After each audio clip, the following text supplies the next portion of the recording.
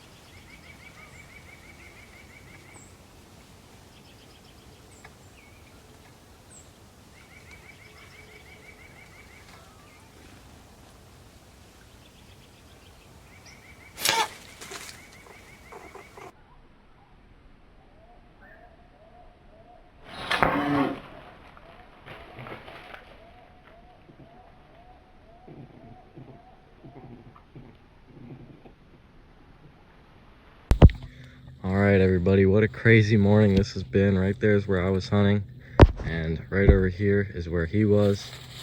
What I failed to get on video there was you saw him struggling over here, and then he went onto this tree right here, and then he jumped over to this tree. He climbed the whole way up there, which I'm really surprised he was able to do. But he went to that branch that curves out, and he just fell down to the base of the tree just a second ago. You can see him laying down there. So let's go check him out. I'm really excited about this. All right, we're walking up on him now. And holy cow, what a mess these darts did. He's not the biggest squirrel, but they sure did a lot of damage to him. Wow, what an awesome morning this has been. I definitely recommend, if you guys have never been out blowgun hunting before, you go try it, because the adrenaline this gives you is just so awesome.